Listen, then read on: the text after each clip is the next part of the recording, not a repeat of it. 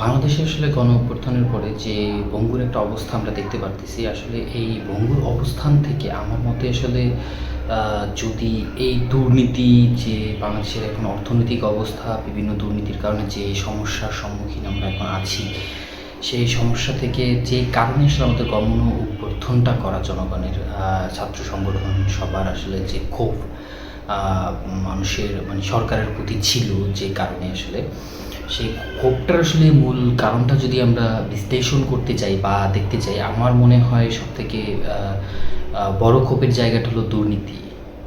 আর এই বাংলাদেশ থেকে কেন, আসলে পুরো পৃথিবী থেকেই যদি আমরা দুর্নীতি দূর করতে চাই, এটা আসলে মানে পৃথিবীর কোনো দেশই পাওয়া যাবে না যে দুর্নীতিমুক্ত। দুর্নীতি সব দেশেই আছে, কম বেশি সব দেশেই দুর্নীতি আছে, আর দুর্নীতি থাকবে, এটাই স্বাভাবিক। বাট আমরা দুর্নীতি দূর করতে পারবো না, এটা সত্য, কিন্তু দুর্নীতি দেখা গেছে কমাতে পারবো কিছুটা, যদি আমরা টেকনিক্যালি কিছু কিছু বিষয়ে আমরা যদি একটু পদক্ষেপ নিতে পারি। আমাদের বর্তমান যে সরকার আছে, অন্তর্বর্তীকালীন যে সরকার আছে, সেই সরকার যদি টেকনিক্যালি কিছু কিছু বিষয়ে যদি মানে পদক্ষেপ নেয়, তাহলে আমার মনে হয় যে দুর্নীতিটা কিছু হলেও কমানো সম্ভব। যেমন একটা বিষয় যদি খেয়াল করা হয়, যে ছাত্রদের দ্বারা আসলে অনেক কিছুই সম্ভব, সেটা ইতিপূর্বে ছাত্ররা দেখাইছে তাদের গণ অভ্যুত্থান থেকে, যেখানে মানুষ আসলে সবাই হতাশ হয়ে গেছিল। সরকারের দুর্নীতি, সরকারি যে বিভিন্ন বড় বড় সেক্টরের মানুষগুলো, তাদের যে দুর্নীতি, এই দুর্নীতিগুলো থেকে মোটামুটি আমরা সবাই দেখতে পারছি। সো সবাই এই বিষয়গুলো নিয়ে খুবই বিরক্ত ছিল। এখন মূল যে বিষয়টা হলো যে এই দুর্নীতির আসলে দূর করা যায় কিভাবে। দেখেন, যদি আবারও সেম সিস্টেমে সেম ওয়েতেই যদি চলতে থাকে, তাহলে আমার মনে হয় এই দুর্নীতি হয়তো বা 1 বছর বা 6 মাস পরে আবারও ঠিক আগের মতোই দুর্নীতি হওয়া শুরু করবে।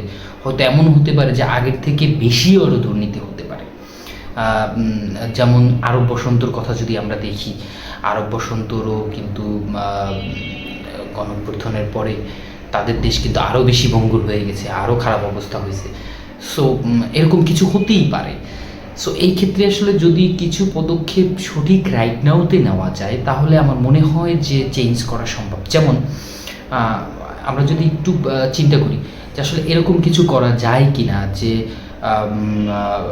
হাই স্কুল থেকে শুরু করে, আমি প্রাইমারি সেক্টরটা বাদ দিচ্ছি, হাই স্কুল থেকে শুরু করে আমরা যদি বিশ্ববিদ্যালয় পর্যন্ত দেখি, হ্যাঁ, যেমন আমি হাই স্কুলের একটা উদাহরণ দিই। যেমন হাই স্কুল থেকে ক্লাস 6 থেকে ক্লাস 10 পর্যন্ত 5টা ক্লাস। সো এই 5টা ক্লাসের স্টুডেন্টদের ভিতর থেকে যদি আমরা দেখা গেছে যে 20% করে, যেমন উদাহরণস্বরূপ ক্লাস 6-এর, হ্যাঁ, ক্লাস 6-এ স্টুডেন্ট আছে 100 জন একটা স্কুলের। সো সেইখান থেকে 20% মানে 20 জন করে প্রতিদিন, ধরেন আজকে যে 20 জন নিল, কালকে অন্য 20 জন, ওই 20 জন ব্যতীত, পরশু দিনকার অন্য 20 জন এই ব্যতীত, এরকম করে 20 জন করে প্রতিদিন নিলে আপনার দেখা গেছে যে 6 to 10 100 জন স্টুডেন্ট হয়। সো এই 100 জন স্টুডেন্টদের নিয়ে এরকম করে প্রত্যেকটা স্কুল থেকে, মাদ্রাসা থেকে, কলেজ থেকে যদি নেওয়া হয়, বিশ্ববিদ্যালয় থেকে নিয়ে, এদেরকে দিয়ে মানে একটা মানে দলবদ্ধ করে, যেমন ট্রাফিক ব্যবস্থা আছে, তারপরে এক কথায় সরকারি যে সার্ভিস জায়গাগুলো আছে, প্রত্যেকটা জায়গায় হসপিটাল, ট্রাফিক, পাসপোর্ট অফিস, এরকমের অনেক অজস্র জায়গা আছে। এই জায়গাগুলোতে ওদেরকে যদি কাজ করার সুযোগ দেওয়া হয় একদিন করে, যে আজকে ট্রাফিক ব্যবস্থায় ট্রাফিকের দেখা গেছে যে 20 জন করে 100 জন স্টুডেন্টের ভিতর থেকে কিছু অংশ ট্রাফিক ব্যবস্থা আজকে চলে যাবে, ট্রাফিকের সাথে তারা সহযোগিতা করবে। কারণ আমাদের বাংলাদেশে আসলে যতগুলো ট্রাফিক আছে, তারা আসলে বাংলাদেশকে কন্ট্রোল করার জন্য কিন্তু যথেষ্ট না। সো ট্রাফিক ব্যবস্থা যদি ওইখান থেকে কিছু অংশ একটা টিম ট্রাফিক ব্যবস্থা চলে যাবে, এবং টিমটা তৈরি করা হবে এমনভাবে যে কলেজ থেকে শুরু করে বিশ্ববিদ্যালয় থেকে সবাইকে মানে মিলিয়ে একসাথে একটা টিম তৈরি করা হবে, যে সিনিয়র গ্রুপ থাকবে, জুনিয়র গ্রুপ থাকবে, এরকম গ্রুপ করে এক একদিন এক একটা দল আসবে। যে কারণে দেখা গেছে যে মূল নেতৃত্বে থাকবে কারা, মূল নেতৃত্বে সরকারি লোকগুলোই থাকবে। সো এইখানে যে মূল বিষয়টা হবে, যেমন ট্রাফিক ব্যবস্থায় আপনি একবার চিন্তা করেন, ট্রাফিক ব্যবস্থায় যদি স্টুডেন্টরাও যদি ট্রাফিকের সাথে থাকে, তখন দেখা গেছে যে ওরা ট্রাফিক কন্ট্রোল করায় হেল্প করতে পারবে।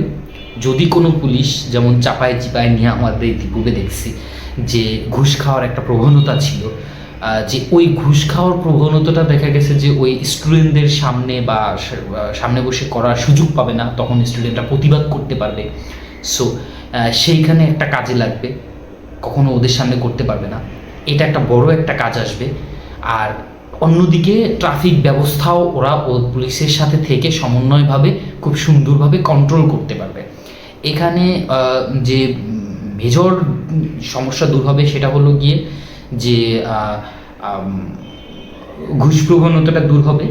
আর দ্বিতীয় যে ফায়দাটা হবে যে এই ছেলেগুলো ছোট থাকতে থাকতেই এই ছেলেমেয়েগুলো বিভিন্ন সার্ভিসগুলো সম্পর্কে ধারণা নিতে পারবে, শিক্ষা নিতে পারবে, দক্ষ মানুষ হিসেবে তৈরি হতে পারবে। সো এরকমভাবে প্রত্যেকটা, আমি জাস্ট একটা ট্রাফিক সিগন্যালের কথা উদাহরণ দিয়েই বললাম, এরকম যদি আসলে সরকার যদি কাজে লাগায়, সো দেখা গেছে যে আমরা ফ্রিতে, স্টুডেন্টরাও খুব মজায় কাজ করবে। আর শিক্ষার ক্ষেত্রে যে ব্যাপারটা আমি বলবো যে হয়তো অনেকেই এখানে মন্তব্য করতে পারেন যে এখনই ছাত্রছাত্রী, তাদের পড়ার বয়স এখনই, আসলে কেন এই ধরনের। ভাই একটা জিনিস কিন্তু আমরা মানে সবাই স্বীকার করতে রাজি যে দেখা গেছে যে যদি প্র্যাকটিক্যালি আমরা আসলে পড়াশোনা কী করতেছি, এই যে পড়াশোনার ব্যাপারগুলো, এগুলো যদি আমরা প্র্যাকটিক্যালি আরও জানতে পারি, তাহলে আমাদের কিন্তু আরও বেশি দক্ষতা অর্জন হবে। এখানে আমার মনে হয় না যে পড়াশোনার কোনো ক্ষতি হবে, আরও বেশি দক্ষতা হবে। সো এই ক্ষেত্রে এটা কারো আসলে মন্তব্য করার কথা না বা মন্তব্য থাকার কথাও না। আমার মনে হয় যে আরও এটা ভালো হবে। এটা জাস্ট আমার ব্যক্তিগত মত, আমি জাস্ট আমার ব্যক্তিগত যেটা আমার ধারণা মনে হচ্ছে, আমি জাস্ট এটাই বললাম। সো এই ক্ষেত্রে এরকম যদি আসলে সরকার কিছু পদক্ষেপ টেকনিক্যালি নেয়, তাহলে আমাদের দেখা গেছে দুর্নীতি দূর করা সম্ভব এবং কাজের গতিটা খুব ভালো দ্রুত হওয়া সম্ভব। তো ধন্যবাদ, আজকে এই পর্যন্তই।